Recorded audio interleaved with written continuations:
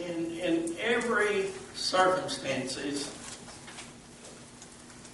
in every book, in every person actually the Bible writes about, is an inspiration to us that's our Christians. I thought about how that we could look at some of the examples and we could find out that everybody that served the Lord. Let's look at this for example. If those that certainly want to be a disciple, the rich man came to Jesus and he asked him, what must I do to inherit the kingdom of God? And he said, well, the first is to keep the commandments. And he said, all these I've kept from my youth up. He said, then sell all that you got, give to the poor, and come and follow me. And I thought about how that in that little statement that this person held on to the treasures or the riches of this world and failed to follow in line as an apostle. I thought about us as an example when God dealt with us and God called us. Even though some of us, and I've heard the testimony or the example how that at one time I thought I saved and really I didn't understand what salvation was, or I didn't understand what surrender really was. Till I got to be about 19-year-old. And God showed me that I was a sinner. That I'd never come out of that bondage of sin. I was still there. And then I thought about how you take another rich man. And he had everything that he wanted. And he said that his barns was full. And he said, I'll tell you what I'm going to do. I'm going to tear down those barns and I'm going to build greater barns. And then that night his soul was required of him. We can't do nothing without leaving God out. There's some great examples in here that helps us to run the race. And that's what I want to talk about tonight. Running the race that's set before us. I'm glad that certainly salvation don't come by our works. Or, we could have every kind of work there was. But we know, and I believe everybody understands, even by raising your hand, that works just don't save you. We're saved by grace through faith. It's a gift of God. You can't buy with money or price, but Jesus Christ made a way. He blazed the trail. He made that example. He walked before us. There wasn't even no guile found in his mouth. But here in Hebrews chapter 12, it says, verse 1, chapter 12, verse 1, and actually this is talking about the exaltation of faith and godliness. Wherefore, seeing we are compassed about with so great a cloud of witness, let us lay aside every weight and the sin which does so easily beset us, and let us run with patience the race that is set before us, looking unto Jesus, the author and finisher of our faith, who for joy that was set before him endured the cross, despised the shame, and is set down at the right hand of the throne of God. For consider him that endured such contradictions of sinners against himself, who, lest ye be wearied and faint in your minds, ye have not yet resisted unto blood, striving against sin. And ye have forgotten the exhortation which speaketh unto you as unto children. My sons, despise not thou the chastening of the Lord, nor faith when thou art rebuked, faint when thou art rebuked of him. For whom the Lord loveth, he chasteneth, and scourgeth every son whom he receiveth. If ye endure chastening, God dealeth with you as with sons. For what son is he whom the Father chasteneth not? For if we be without chastisement whereof all are partakers, then ye are bastards and not sons. Now I want to stop reading there for just a minute. And I want us to think about running the race that's set before us. There's nobody, and I thought about how we prepare in this life. And I want to tell you, you can't live this on your own. And I thought a lot of people, and when he used the word as Christ left the example to us, he endured the cross, he endured the shame, he took upon himself the sins of every one of us, and yet, even after all this took place and everything, he went to sit down at the right hand of God, the right hand of power. So every one of us consider ourselves as running the race, not as one that beateth the air. I don't know about you, but when I started out to make heaven my home, I said, Lord, whatever it takes. Lord, whatever it takes for me to be a Christian. See, I want to be more than just somebody that went to church, or I want to be more than somebody that they'd look and say, yeah, Sam's a good man, or whatever. I know I went to church and there was a lot of older people there. You ought to be thankful for the programs that's here today. When I went to church, there wasn't any programs. You went to church, you seen the same people, there wasn't any programs at all or whatever. And then I left that church as a young man. And the reason why I left, that I wanted more. I wanted something than just say that I'm a Christian. I wanted something that I could feel. That when I went to church, a lot of times the preaching, they'd have a revival or whatever, but I wanted, every time I went to church, I had a desire to have something out of the service, something more than just being there or being sitting in the middle or whatever. We started a church where there was several young people, and they had youth programs. And I grew more, even at 19 years old, probably than some of those 10 and 11 that attended that church every year. So I said to myself, I want to run the race. It's not one that beateth the air. I wanted to run the race, and I didn't want to be stagnant. I didn't want to be, listen, friend, and think that God wanted us to have fun and to be happy Christians and to sit around with a face as long as a Missouri mule eating sawgrass. I didn't want to look that way. I wanted something that I could feel. And it's not always in the pleasure. It's when we come to church and we see the people that testifies and the people that sings and the people, listen, and the growth. Isn't that one of the most important things in church, that we see the growth? And if there's not any growth, it's like people that tries to live a Christian life without the liver. There's nothing there. And there's a lot of people that tries to run this race when they're seeking after the things of the world and the pleasures of the world and the happiness of the world. And I'm not talking about that. I'm talking about that happiness down inside. When I know that Jesus is the author and finisher of our faith.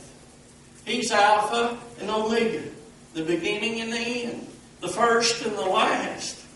And He's the only person we can turn. And I'm glad. I wasn't deceived. There's a lot of people that still in bondage today. And I'm talking about still in bondage because they're in bondage of error.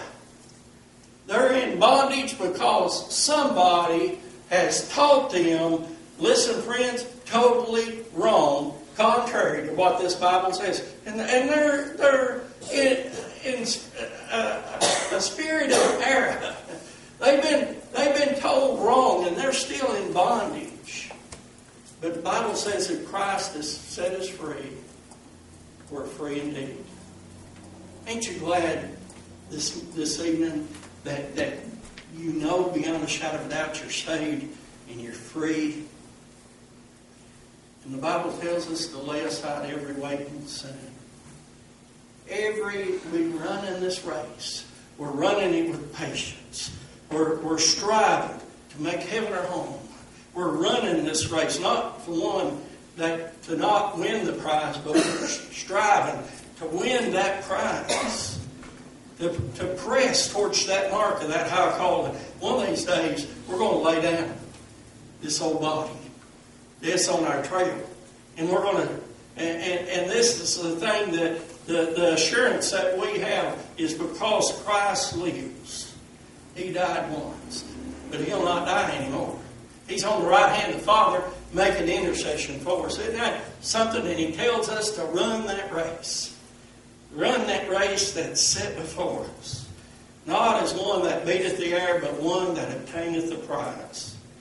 Looking into Jesus, the author and finisher of our faith. That's who I'm looking for today. That's why I'm running this race. That's why I'm striving to make heaven my home. Listen, I thought about all those that certainly I've seen start out on the way. And somewhere or another they fell by the wayside. And listen, friends, it's not my place to judge those that are not here today. It's not my place to judge anybody. The Bible said we're known by our fruits, but it's still not my place to judge those people.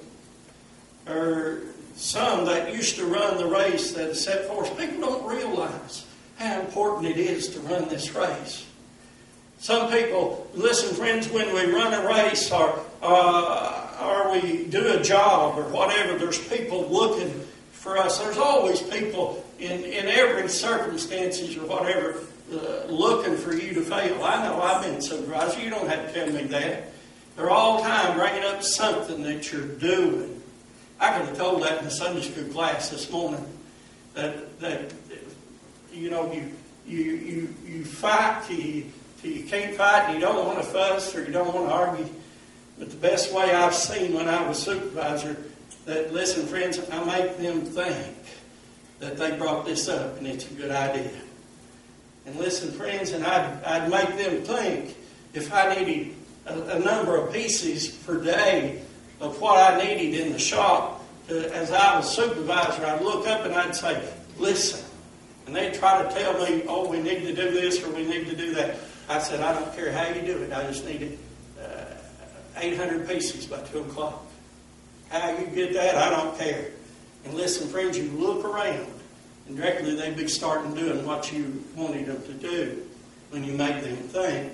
So there's a lot of ways that we can look at, but to run this race that's set before us, to run it as not one that beateth the air, but one that obtaineth the prize. There's people looking at you. There's people watching you every day of your life. And listen, friends, it's not as much as you look around and say, I'm a Christian. About 90% of the world today, everybody says, well, I'm a Christian, or I go to church, or I'm a church member, or I've got religion. 90% of the people tell you that today. But how many people really set out to run that race? To run it with patience. Run it as one that's going to win the prize. And listen, friends, can't you imagine? I remember I went to Jellicoe, Tennessee, and I was looking for a church in Millie. And I couldn't find no churches that I was used to. That when we come to church, we come to worship and we sung the gospel songs and whatever. They didn't assemble that way. they'd rather tell people about their own experiences or what they had done. Did you ever see people that way, that they wanted you to know what they had done or what they had accomplished? And I walked into a little church that had probably 8 or 10 people. A church a whole lot bigger than this on Sunday night. Millie didn't want to go with me. We couldn't find a church, and she said, "Till we find somewhere to settle down, I'm not going to run around like we've been doing. I'm getting discouraged and whatever." And I said, "Well, I'm going to go to this one place. Somebody told me about this church." And I walked in, and I sat back on the back, about where Olivia is, about the second or third seat over in that church, and there was 8 or 10 people. And a lot of them looked around at me to see who I was or whatever, but the pastor got up, and his last name was Nelson. And he was on the message, and that night he took the topic of that message, what if Gideon had give up? That he could have fought the battle with thousands of men, but he chose 300 men that lapped the water like dogs to fight the battle. And I'll tell you what, I squirmed, and I couldn't be still, and I repented on that back pew. And when the preaching was over, I walked up and said, "Brother, I'll come here and I'll pray if you want me to." But I said, "I've done repenting on that back bench back there. Wasn't that I wanted to give up, but I want to run the race. I want to fight the battle. I want to give God the praise. When I enter into the joys of the Lord, I want to hear Him say, 'My good and faithful servant, enter in.'" Paul told Timothy in his last days, he said, "Timothy, I fought a good fight. I've kept the faith. Henceforth there lays up a crown of righteousness, but not for me only, but for everybody that believes." So we run the race. And certainly if we run that race, we're going to win the prize. And that's what the Lord tells us to do. To be examples. And I thought about if I was in and out and in and up and down and whatever, they'd look and say, and I remember being over there one day and I looked up and I said, "Do you know where such and such a church is?" And they said, "No, the only one I know, that this preacher was there and he was more in than he was out." And I thought, boy, I'd sure hate to have that example. One day he's preaching, next day what? One day he's off the wagon, next day he was back on the wagon. And I thought, I want to run this race. I don't want to be like that white wall right there. I don't want to be empty as a tomb or a sepulcher. I want people to know where I stand at today. I'm running this race. I'm running to win. How many wants to make heaven their home? We do. And we can. And it's by the grace of God, not what we've done, but it's what He done for us. Leaves us the example of faith and godliness right here. That we need to consider what He done and what He done for us. All right, tonight you got the message. You got what God laid on our heart. We appreciate you coming. Appreciate your good attention. Everybody remember on, I told you I'd try to get the dates. It's November, that'd be Thursday, Friday, and Saturday, be the first full week in November. And that'd be the 6th, 7th, and 8th. Mike Allen will be singing. I think Mike and him will be singing on Friday night. And I'm trying to get Jeannie and him to sing maybe one night. What days is it? It's November, the first full week. What days? I don't really know. Thursday or Wednesday? It's Thursday, Friday, and Saturday. Thursday would be the 7th. Okay, 7th, 8th, and 9th, right? Of November. And it started at 6:30. We're going to start a little early this time, so everybody can get bring their kids and get them home early or whatever. So we're going to start early. Mike Allen and them will be singing on Friday night. I'm pretty sure that was the night that they had. So everybody keep that in mind. And then on the 26th, is that the fall festival here at the church. And they've got some games and everything for the kids to play. It's on Saturday. And I got a sign-up sheet for food. I just laid it back around this table if everybody could help me. Sign-up sheet, people will bring some food and stuff, and that way you might want to bring some cupcakes or pumpkin rolls or something like that. We'll eat something. And then that Saturday, that starts at when? 4 o'clock. And then Sunday is going to be our Old Timers Day. And that means that everybody can come. That doesn't mean that an old timer comes or whatever. But that's our Old Timers Day. If you want to wear your overalls or you want to wear your bonnets or whatever you want to wear, you'll be welcome. That'll be the 27th, I guess. So you can wear your overalls, you can wear anything, and what we're doing is we've got a lot of people here that drives their old cars. So we want them to drive their old cars. Eddie and Rhonda, they've got 1 or 2 or 3, 4, and so they can drive them out here. And there are several more here that got them. And that don't mean we're having a car show. That means that we're just having Old Timers Day all day long. So everybody keep that in mind. We'll have that going on the 27th, and that'll be Sunday morning, Sunday night also. And then in November we'll have our revival. So everybody keep that in mind. Anything else? Anything at all? Hopefully we have a kitchen together for Thanksgiving. For Thanksgiving. Hopefully. Okay. He don't sound real hopeful, does he? He ain't got faith, has he? You got more faith than I got one. Shame on you. There's a song that we used to sing. And it said, and we'd sing it to each other sometimes when we'd be traveling down the road, traveling from church to church.